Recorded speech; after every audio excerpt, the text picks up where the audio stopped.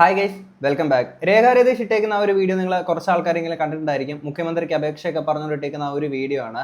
ആദ്യം തന്നെ ഞാനൊരു കാര്യം പറയട്ടെ. യൂട്യൂബ് നിരോധിച്ചു കഴിഞ്ഞാൽ ഈ ലോകം തന്നെ രക്ഷപ്പെടുമെന്ന് പറഞ്ഞുകൊണ്ട് കമന്റ് ഇടാൻ നിൽക്കുന്ന കുറച്ച് ഫ്രസ്ട്രേറ്റഡ് ആയിട്ടുള്ള കമന്റുകളുണ്ട്.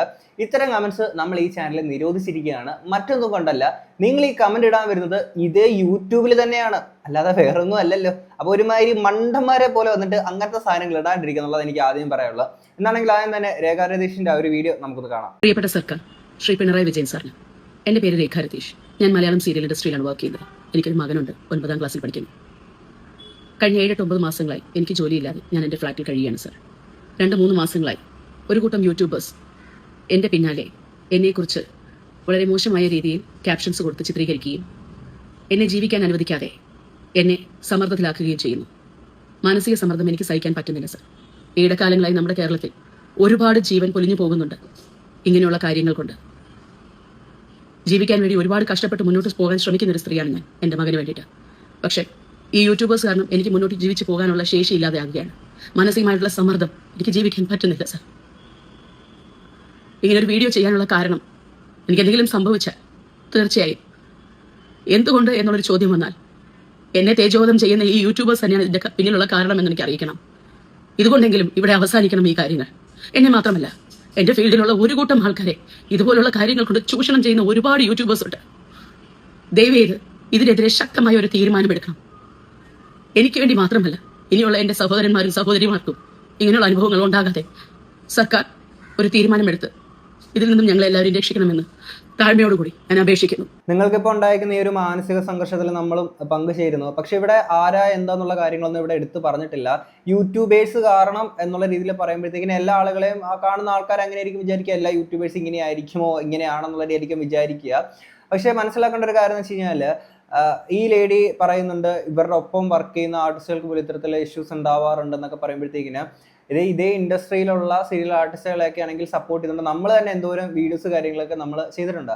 അതായത് സോഷ്യൽ മീഡിയയിലൂടെ ഇപ്പം ഈ പറയുന്ന നെഗ് ആ ഒരു സാധനം മാത്രമല്ല, വിമർശിക്കേണ്ടതിനെ വിമർശിക്കുകയും സപ്പോർട്ട് ചെയ്യേണ്ടതിനെ സപ്പോർട്ട് നമ്മൾ ചെയ്യാറുണ്ട്. അപ്പം അങ്ങനത്തെ കാര്യങ്ങളും ഇവിടെ ഒരു സൈഡ് ഉണ്ട്. എന്ന് പറയുമ്പോൾ എല്ലാ യൂട്യൂബേഴ്സ് എല്ലാവരും ഇങ്ങനെ അങ്ങനെ ഒരു സെൻസിൽ കാണേണ്ട ആവശ്യമില്ല. പിന്നെ ഇതൊക്കെ ഓരോരുത്തരുടെ പോയിന്റ് ഓഫ് വ്യൂ ആണ്. അപ്പോൾ പിന്നെ പറയുന്ന മറ്റൊരു കാര്യമാണ്, 9 മാസത്തോളം വർക്കില്ലാതെ നിന്നു. പിന്നീട് ന്യൂസിനകത്തൊക്കെ വന്നേക്കുന്ന യൂട്യൂബേഴ്സ് കാരണം വർക്ക് പോലും കിട്ടുന്നില്ല എന്നുള്ള രീതിയിൽ കുറെ തലക്കെട്ടൊക്കെ വെച്ച് അങ്ങനെ കുറച്ച് സംഭവങ്ങളും വരുന്നുണ്ട്.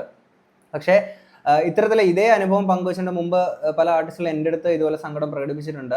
ഇപ്പോൾ അവര് ഇത്തരത്തില് പ്രൂവൺ ആയിട്ടുള്ള ആക്ടേഴ്സ് ആണ്, പക്ഷേ പ്രൂവ് ചെയ്തേക്കുന്ന ആക്ടേഴ്സ് ആണ്. പക്ഷെ അവർക്ക് പലപ്പോഴും അവസരങ്ങൾ നിഷേധിക്കപ്പെടാറുണ്ട്. അതിനൊക്കെ ഡയറക്ടേഴ്സ് പറയുന്ന പുതിയ ന്യൂ ഫേസസിനെയാണ് നോക്കുക എന്നുള്ള രീതിയിൽ പറഞ്ഞുകൊണ്ട് പലപ്പോഴും അവർക്ക് വർക്ക് മാസങ്ങളോളം കിട്ടാണ്ടിരിക്കുന്ന ചില ആളുകളുണ്ട്. അപ്പോൾ അവരെ സംബന്ധിച്ചിടത്തോളം എൻ്റെ അടുത്ത് സങ്കടം പ്രകടിപ്പിച്ചിരിക്കുന്ന സെലിബ്രിറ്റീസ് ആയിട്ടുള്ള ആൾക്കാരാണ്. അവർ എവിടെയൊക്കെ പോയാലും ഈ പറയുന്ന ഓൺലൈൻ മീഡിയാസ് കൂടെ എത്തും. അവർക്ക് അതിനകത്തൊന്നും ചെയ്യാൻ പറ്റില്ല. അപ്പോൾ അവരവരുടെ പ്രൈവസി റിവീൽ ആക്കരുത് എന്ന് വിചാരിച്ചാൽ പോലും ഈ ഓൺലൈൻ മീഡിയാസ് വന്നിട്ട് അവർ ഉപ്പിട്ട് കർപ്പൂരം വരെയുള്ള കാര്യം ഉണ്ടെന്ന് തുടങ്ങുന്നതും എല്ലാം വന്നിട്ട് അവർ ക്യാപ്ചർ ചെയ്തിട്ട് അവരുടെ ആയിട്ടുള്ള ടൈറ്റിൽ കൊടുത്തിട്ട് ഇടുന്ന ആൾക്കാർക്കിടയിലായിട്ട് ഒരു നെഗ് കൊടുക്കുന്നത്. ഇപ്പം നീലക്കുയിലിൻ്റെ ഒക്കെ കാര്യം അറിയാമല്ലോ, മറ്റേ ഇവർ കണ്ടില്ലേ സാധാരണക്കാരെ പോലെ വെള്ളം കുടിക്കുന്നത് കണ്ടില്ലേ. അപ്പം നേരെ കാണുന്ന ആൾക്കാരെന്ത് ഇവർ പിന്നെ ഞങ്ങളൊക്കെ പിന്നെ തലയും കുത്തിയാണോ വെള്ളം കുടിക്കുന്നത്, അങ്ങനെ ഒരു സാധനമൊക്കെ ആൾക്കാരൊക്കെ തോന്നുന്നില്ല. അപ്പൊ അങ്ങനെ ഒരു നെഗൊക്കെ വന്നിട്ട് ഇനിയിപ്പം അതുകൊണ്ടൊക്കെ അങ്ങനെ കുറെ വീഡിയോസ് ഒക്കെ വരുന്നത് കൊണ്ടായിരിക്കുമോ ഞങ്ങൾക്ക് ഇതുപോലെ അവസരം നിഷേധിക്കപ്പെടുന്നത്, അങ്ങനെ കുറെ വേറെ അല്ലാതെ കുറച്ച് വീഡിയോസ് ആയിട്ടും ഒക്കെ കുറെ സാധനങ്ങൾ വരാറുണ്ട്. അപ്പൊ അതുകൊണ്ടായിരിക്കും എന്നുള്ള സങ്കടങ്ങൾ പലപ്പോഴും പ്രകടിപ്പിക്കാറുണ്ട്. ഇനിയും ഈ ഒരു ലേഡിക്കും ഇത്തരത്തിൽ അതുകൊണ്ടാണോ അവസരം നിഷേധിക്കപ്പെടുന്നത് എന്നുള്ളതൊന്നും എനിക്ക് അറിയില്ല. എന്താണെങ്കിലും ഈ പറഞ്ഞേക്കുന്ന കാര്യത്തിൽ യൂട്യൂബിൽ സെർച്ച് ചെയ്ത് നോക്കിയപ്പോൾ അങ്ങനെ അധികം വീഡിയോസ് ഒന്നും ഞാൻ കണ്ടില്ല ഇത്തരത്തിൽ ഈ പറഞ്ഞ ഭീകരമായിട്ടുള്ള സംഭവങ്ങൾ. പക്ഷെ ഞാൻ റീസെന്റ് ആയിട്ട് കണ്ടേക്കുന്ന 2 ടൈറ്റിൽസ് ഞാൻ ഇങ്ങോട്ട് വായിക്കാം. 2 ദിവസം മുന്നേ അബാക് ഡിബേറ്റ് എന്ന് പറയുന്ന ചാനൽ വന്നിരിക്കുന്ന ഒരു വീഡിയോ ആണ്. 5ാം വിവാഹം ആ നടന് പോയി. പിന്നെ 11 മാസങ്ങൾക്ക് മുന്നേ കണ്ടേക്കുന്നൊരു വീഡിയോ ആണ്. 4 വിവാഹം കഴിച്ച് പരസ്പരം രേഖയുടെ യഥാർത്ഥ ജീവിതം എന്ന് പറഞ്ഞുകൊണ്ട് ഇട്ടേക്കുന്ന ഈ സാധനങ്ങളൊക്കെ ആക്ച്വലി ഇവരുടെ റിയൽ ലൈഫിലുള്ള ഒരു സംഭവം ആയിട്ടാണ് ഞാൻ മനസ്സിലാക്കുന്നത്. ഇപ്പം 4-5 കല്യാണം കഴിക്കുന്നു പറഞ്ഞത് തെറ്റൊന്നുമല്ല. അതൊക്കെ നോർമലൈസ് ചെയ്യപ്പെടേണ്ടുന്ന കാലം എന്നേ കടന്നു എന്നുള്ളത് എനിക്ക് പറയാനുള്ളൂ. അപ്പം അങ്ങനെയുള്ളപ്പോൾ ഇതിനകത്തൊന്നും എനിക്ക് വേറെ ഇതായിട്ട് തോന്നിയിട്ടില്ല. പിന്നെ ഇത് പ്രൈവസി ആൾക്കാരിലോട്ട് എത്തുന്നു എന്നൊരു സംഭവമാണെന്നുണ്ടെങ്കിൽ അത് ആദ്യമേ ആലോചിക്കേണ്ടത് അവരോട് തന്നെയാണ്. ഇത് ആരെയും വേദനിപ്പിക്കാൻ വേണ്ടി പറയുന്നില്ല. കാര്യം ഞാൻ പലപ്പോഴും പല വീഡിയോസിനകത്ത് ഞാൻ പറയാറുണ്ട്, സോഷ്യൽ മീഡിയ ഇത്ര ആക്റ്റീവായിട്ട് നിൽക്കുന്ന ഈ ഒരു സമയത്ത് ഏറ്റവും ഇമ്പോർട്ടൻ്റ് ആയിട്ടുള്ളൊരു കാര്യം എന്ന് വെച്ച് കഴിഞ്ഞാൽ നമ്മുടെ പ്രൈവസിയാണ്. അത് പലപ്പോഴും നമ്മളായിട്ട് തന്നെ അറിഞ്ഞോ അറിയാതെ നഷ്ടപ്പെടുത്തി കളയാറുണ്ട്. അതിനുശേഷം ഇപ്പം ഇത് സോഷ്യൽ മീഡിയ ആണ്, എല്ലാവർക്കും അവരുടേതായിട്ടുള്ള അഭിപ്രായങ്ങളുണ്ട്. ആ ഒരു അഭിപ്രായ സ്വാതന്ത്ര്യമുള്ള ഈ രാജ്യത്ത് നിന്നുകൊണ്ട് ആളുകൾ അതിൻ്റെ അഭിപ്രായങ്ങൾ പറയും. അപ്പം അതിനുശേഷം നമ്മൾ കൊണ്ടിട്ടിട്ട് പിന്നീട് പറഞ്ഞിട്ട് കാര്യമില്ല എന്നുള്ളത് എനിക്ക് പറയാനുള്ളൂ. അപ്പം എല്ലാവരും അതൊന്ന് ശ്രദ്ധിച്ചു കഴിഞ്ഞാൽ വളരെ നല്ലതായിരിക്കും. പിന്നെ ചില ആൾക്കാരുണ്ട് ഇതിപ്പം യൂട്യൂബ് അങ്ങ് ബാൻ ചെയ്തു പോകണം അങ്ങനെ ഇങ്ങനെയൊക്കെ പറഞ്ഞുകൊണ്ടിരിക്കുന്ന ചില ഫ്രസ്ട്രേറ്റഡ് ആയിട്ടുള്ള ചില കമന്റുകളുണ്ട്. മക്കളെ, നിങ്ങളൊരു കാര്യം മനസ്സിലാക്കുക, എന്താണെങ്കിൽ ഇപ്പം നമ്മുടെ പ്രധാനമന്ത്രി ട്രംപ് പറയുന്നതനുസരിച്ചുള്ള കാര്യങ്ങളാണ് ഇവിടെ ചെയ്തുകൊണ്ടിരിക്കുന്നത്. ഇനി അടുത്തൊരു 20 വർഷത്തേക്ക് ഈ അമേരിക്കയുടെ പ്രൊഡക്റ്റ് ആയിട്ടുള്ള യൂട്യൂബിന് എന്താണെങ്കിൽ ഈ ബാനോ കാര്യങ്ങളൊന്നും വരുമെന്നൊന്നും നിങ്ങൾ വിചാരിക്കേണ്ട. അപ്പം അങ്ങനെ സംഭവിച്ചാൽ പോലും വേറെ പ്ലാറ്റ്ഫോം കാര്യങ്ങളൊക്കെ ഉണ്ട്. അത് ഈ പറയുന്ന ഈ പ്ലാറ്റ്ഫോംസ് ഒക്കെ അങ്ങോട്ട് മാറിപ്പോയി കഴിഞ്ഞാൽ ടിക്ടോക്കിന് പറ്റിയ പോലെ എന്തെങ്കിലുമൊക്കെ പറ്റിക്കഴിഞ്ഞാൽ ആ പ്ലാറ്റ്ഫോംസ് ഇവിടെ ആക്റ്റീവ് ആവും എന്നുള്ളത് നിങ്ങൾ മനസ്സിലാക്കാന്നുള്ളത് മാത്രമേ പറയാനുള്ളൂ കേട്ടോ. അതുകൊണ്ട് അങ്ങനെ ഫ്രസ്ട്രേറ്റഡ് ആയിട്ടിരിക്കുന്ന ചില ആൾക്കാരുണ്ട്, പറഞ്ഞത് മാത്രമേ ഉള്ളൂ. പിന്നെ ഇതിൻ്റെ ഇടയ്ക്ക് ഈ കാലനെ പേടിച്ച് ഒളിച്ചു കഴിയുന്ന ഒരു പെണ്ണുപിള്ളയുണ്ട്, കലാമണ്ഡലം സത്യഭാമ. എൻ്റെ പൊന്നടാവേ, ഇതിനകത്തും ഒന്ന് പറഞ്ഞിട്ടുണ്ട്, 5 കല്യാണം സാരി മാറും പോലെ നടത്തിയാൽ പിള്ളേര് വെറുതെ ഇരിക്കുവോ, രേഖ രതീഷിനെതിരെ സത്യഭാമ പറഞ്ഞുകൊണ്ട് കലാമണ്ഡലം സത്യഭാമ ഇട്ടേക്കുന്നതാണ്. അല്ല, 5 കല്യാണം കഴിച്ചു എന്ന് പറഞ്ഞുകൊണ്ട് എന്താണ് പ്രശ്നം? എന്താണ്? ആകാശം ഇടിഞ്ഞു വീഴുമോ, അല്ലെങ്കിൽ ഭൂമി തിരിഞ്ഞു കറങ്ങുമോ, സൂര്യൻ ഉദിക്കാതിരിക്കുവോ? ഇല്ലല്ലോ. അതൊക്കെ ഞാൻ പറഞ്ഞില്ലേ, ഇതൊക്കെ വളരെ നോർമലൈസ് ചെയ്യപ്പെടേണ്ടുന്ന കാലഘട്ടം എന്നേ കഴിഞ്ഞു പോയി. പക്ഷെ ഇത് പറയുമ്പോൾ പോലും രേഖ രതീഷ് പുള്ളിക്കാരിക്ക് ഭയങ്കര നെഗ് സാധനങ്ങളൊക്കെ വന്നേക്കുന്നത് ഏറ്റവും കൂടുതൽ ഇപ്പം ഈ യൂട്യൂബേഴ്സ് വന്നു എന്നുള്ള സാധനമല്ല പറയുന്നത്. പണ്ടേക്ക് ഈ പറയുന്ന അമൃത TV കഥയില്ലാത്ത ജീവിതം ആ ഒരു പ്രോഗ്രാം വന്ന ടൈമിൽ തന്നെ നല്ല രീതിയിലുള്ള നെഗറ്റീവ് കാര്യങ്ങളൊക്കെ വന്നിട്ടുണ്ട്. അപ്പൊ അത് തന്നെയാണ് ചില ആൾക്കാർ കമന്റ് ബോക്സിലും പറയുന്നത്, നിങ്ങൾ പണ്ട് അവരുടെ ആ ഒരു ഭാര്യ, അമ്മ, അവരെയൊക്കെ നിങ്ങൾ അത്രയും വേദനിപ്പിച്ചല്ലേ എന്നുള്ളതിലൊക്കെ പറയുമ്പോഴത്തേക്കിന് മുൻപ് പുള്ളിക്കാരി ഒരു ഇന്റർവ്യൂവിൽ വന്നപ്പോൾ പറഞ്ഞേക്കുന്ന കുറച്ച് കാര്യങ്ങളുണ്ട്. അതാണെങ്കിൽ അന്ന് പറഞ്ഞേക്കുന്ന കാര്യം നമുക്കൊന്ന് കേൾക്കാം. തെറ്റ് എന്ന് എനിക്ക് തോന്നിയിട്ടുള്ളത്, ജീവിതത്തിൻ്റെ ഒരു പ്രത്യേക ഒരു ഘട്ടത്തിൽ എനിക്കൊരു ചാനൽ പ്രോഗ്രാം അറ്റൻഡ് ചെയ്യാൻ വേണ്ടി പ്രസൻസ് വന്നിട്ടുണ്ടായിരുന്നു. അവിടെ എന്ന് വെച്ചാൽ മേ ബി ചിലപ്പം ഇന്നെനിക്ക് ഞാൻ തോന്നാറുണ്ട്, എൻ്റെ അറിവില്ലായ്മയുടെ ഒരു ഭാഗവും കൂടി ആയിരിക്കാം. ഞാൻ പറഞ്ഞില്ല, നേരത്തെ ഞാൻ പറഞ്ഞില്ല, വോയിസ് കുറച്ച് ലൗഡാണ്. സോ ഞാൻ ചെറുതായി പറയുന്ന കാര്യവും ഞാൻ പറയുന്ന രീതി മറ്റുള്ളവർ എടുക്കുന്നത് ഓപ്പോസിറ്റിലായിരിക്കാം. ഞാൻ ഉദ്ദേശിക്കുന്ന രീതിയിലായിരിക്കില്ല അവർ ഏറ്റെടുക്കുന്നത്. അപ്പോൾ ആ ഒരു പ്രോഗ്രാമിൽ ഞാൻ പ്രസൻറ്റ് ചെയ്ത രീതി, ഓൾറെഡി ഒരു നെഗറ്റീവ് ഷാഡോ നമുക്ക് ആ പ്രോഗ്രാം കാരണം ഉണ്ടായി. അപ്പോൾ ആ നെഗറ്റീവ് ഷാഡോ നിൽക്കുകയാണ് ആ പ്രോഗ്രാമിൽ വീണ്ടും ഞാൻ പോയി ഇരിക്കുന്നത്. അങ്ങനെ ഇരിക്കേണ്ട വന്ന ആ സിറ്റുവേഷനിൽ ഞാൻ പറഞ്ഞതെല്ലാം ഓൾറെഡി നെഗറ്റീവ് ഇമേജ് കിടക്കുന്നതുകൊണ്ട് പറയുന്നതെല്ലാം നെഗറ്റീവായിട്ട് തന്നെ പ്രേക്ഷകർ എടുത്തിട്ടുള്ളൂ. ഒരു പക്ഷേ ഇപ്പോൾ ചോദിച്ച ചോദ്യത്തിൻ്റെ ഈ മറുപടി എന്ന് പറയുന്നത്, അന്ന് കുറച്ച് പേഷ്യൻസോടുകൂടി കുറച്ച് ആലോചിച്ച് അല്ലെങ്കിൽ ഞാനൊന്ന് പതുക്കെ സംസാരിച്ചിരുന്നെങ്കിൽ അത്രയും വലിയൊരു നെഗറ്റിവിറ്റി ക്രിയേറ്റ് ആവാൻ സാധ്യത ഉണ്ടായിരുന്നില്ല എന്നെനിക്ക് പലപ്പോഴും തോന്നാറുണ്ട്. കുറച്ചും കൂടെ ക്വയറ്റായിട്ട് എനിക്കതൊന്ന് പ്രസൻറ്റ് ചെയ്യാനുള്ളൊരു സമയം കിട്ടും. പക്ഷേ വാട്ട് എവർ ഇറ്റ് ഈസ്, ഞാൻ എങ്ങനെ ക്വയറ്റായിട്ട് പ്രസൻറ്റ് ചെയ്താലും ഇറ്റ്സ് ആൻ എഡിറ്റിംഗ് വേർഷൻ. ഈ പ്രോഗ്രാം എന്ന് പറയുന്നത് ഫ്രണ്ടിലോട്ട് വരുന്നത് എഡിറ്റ് ചെയ്ത് അതിനെ മ്യൂസിക് ഇട്ട് അതിനെ ഭംഗിയാക്കി എല്ലാ കറക്ഷൻസും ചെയ്താണ് അത് ഫ്രണ്ടിൽ വരുന്നത്. അല്ലാതെ ഒരു ലൈവ് എന്ന് പറഞ്ഞ് തന്നിട്ട് ലൈവിലിരുത്തി സംസാരിക്കുന്നത് നേരെ പ്രേക്ഷകർക്ക് കൊടുക്കുകയല്ല ചെയ്തത്. അപ്പോൾ അതിലുണ്ടായ ഒരു കോൺട്രവേഴ്സി എന്ന് പറയുന്നത് ഒരുപാട് നമുക്ക് നെഗറ്റിവിറ്റീസ് ക്രിയേറ്റ് ആയിട്ടുണ്ട്. അതെപ്പോഴും ഞാൻ റീതിങ്ക് ചെയ്യുമ്പോൾ എനിക്ക് വേണമെങ്കിൽ അത് ഒന്ന് ക്ലിയർ ക്രിസ്റ്റലായിട്ട് വളരെ പീസ്ഫുള്ളായിട്ട് പ്രസൻറ്റ് ചെയ്യാനുള്ള ഒരു സിറ്റുവേഷൻ ഞാനൊന്ന് ഉണ്ടാക്കണമായിരുന്നു, അല്ലെങ്കിൽ എനിക്കത് കിട്ടണമായിരുന്നു എന്നുള്ളൊരു തോട്ട് എനിക്ക് ഉണ്ടാവാറുണ്ട്. അതൊക്കെ ഒരുപാട് എനിക്ക് എൻ്റെ ലൈഫിലെ ഓരോരോ ലെസൺസ് ആയിട്ട് മാറി. അതുകൊണ്ട് ഇന്ന് കുറച്ചും കൂടെ എനിക്ക് ബോൾഡായിട്ട് ഇനിയിപ്പോൾ എന്ത് വന്നാലും ഐ ക്യാൻ ഫേസ് ഇറ്റ് എന്നുള്ളൊരു ആ ഒരു സ്ട്രെങ്ത് ആൻഡ് സ്ട്രോങ്നെസ്, ആ ബോൾഡ്നെസ് എനിക്കുണ്ടാക്കി എടുക്കാൻ പറ്റി. മറ്റൊരാളുടെ മനസ്സിനെ എത്രത്തോളം വേദനിപ്പിക്കുന്ന ആദ്യമൊക്കെ ഭയങ്കര പെയിൻഫുൾ ആയിട്ടൊക്കെ തോന്നിയിട്ടൊക്കെ ഉണ്ട്. പിന്നെ നമ്മൾ എന്തിനാണ് ഇതൊക്കെ നോക്കിക്കൊണ്ടിരിക്കുന്നത്? നമ്മൾ അധ്വാനിക്കുന്നു. ഞാൻ രാവിലെ തൊട്ട് വൈകുന്നേരം വരെ പോയി കഷ്ടപ്പെട്ട് ജോലി ചെയ്ത് എൻ്റെ ചോര നീരാക്കി ഞാൻ അധ്വാനിച്ച് കൊണ്ടുവരുന്ന പൈസയിൽ ഞാൻ ജീവിക്കുന്നു. ഒരാൾ വന്ന് കമൻറ്റ് ചെയ്തിട്ട് പോയി എന്ന് പറഞ്ഞാൽ ഞാൻ ഇതിനെ വിഷമിക്കേണ്ട ആവശ്യം, അല്ലെങ്കിൽ അത് കേട്ടിട്ട് പോയി ആത്മഹത്യ ചെയ്യാൻ നിൽക്കുന്നു അല്ലേ? എത്രയോ പേരുണ്ട് ഇതിങ്ങനെയൊക്കെ ചെയ്യുന്നത്. എനിക്ക് ദൈവം തന്ന ജന്മം എനിക്ക് ദൈവം തിരിച്ചെടുക്കുമ്പോൾ ഞാൻ പോകും. എനിക്ക് അതിൻ്റെ നടുക്ക് പല പ്രതിസന്ധികളും ഞാൻ ചിലപ്പോൾ നേരിട്ടുവന്നിരിക്കും. അതെനിക്ക് ദൈവം തരുന്ന ടാസ്ക്കായിട്ട് ഞാൻ വിചാരിക്കും. അതിനെ അതിജീവിച്ച് ഞാൻ മുമ്പോട്ട് പോവുക എന്നുള്ളത് എൻ്റെ വിൽ പവർ. ഞാൻ പോകുന്നു.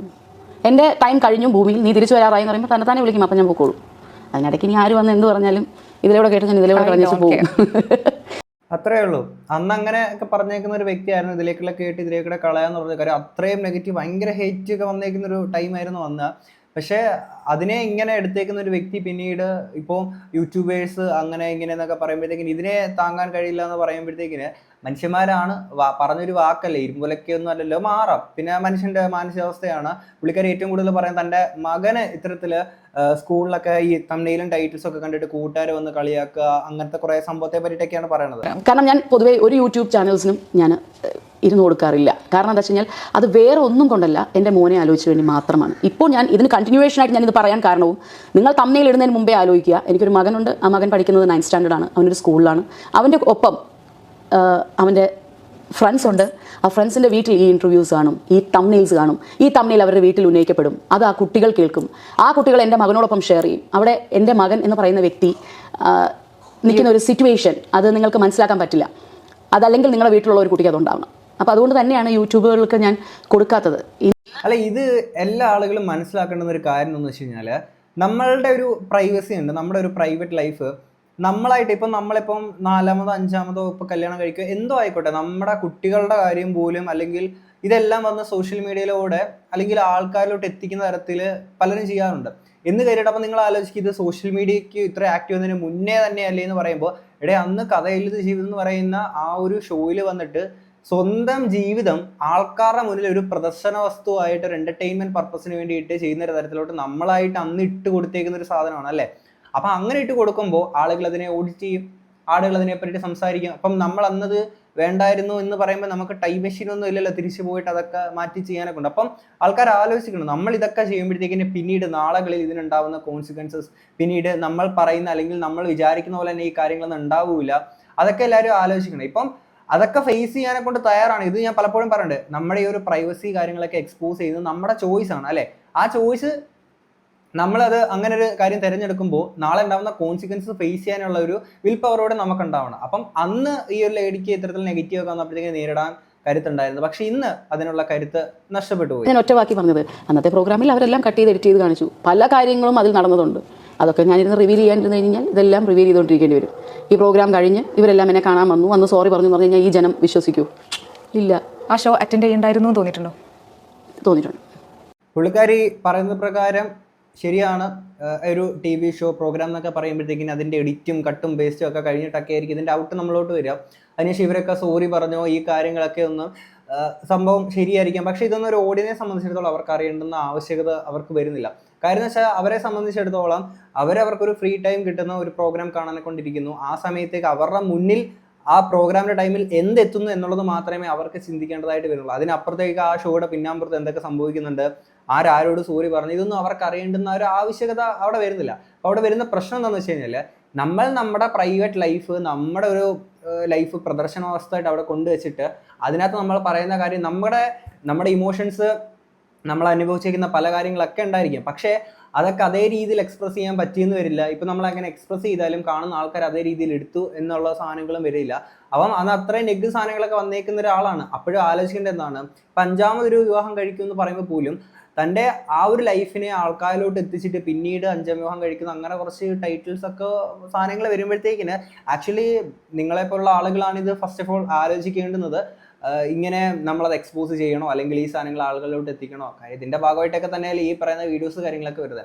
ഇപ്പം ആരും ഒളിക്യാമറ വെച്ച് അല്ലെങ്കിൽ നിങ്ങളുടെ പുറകെ ശല്യപ്പെടുത്തി ഇങ്ങനെയുള്ള സംഭവങ്ങളൊക്കെ ചെയ്യുകയാണെന്നെങ്കിൽ നമുക്ക് മനസ്സിലാക്കാം, അതൊന്നും ചെയ്യാൻ പാടില്ല.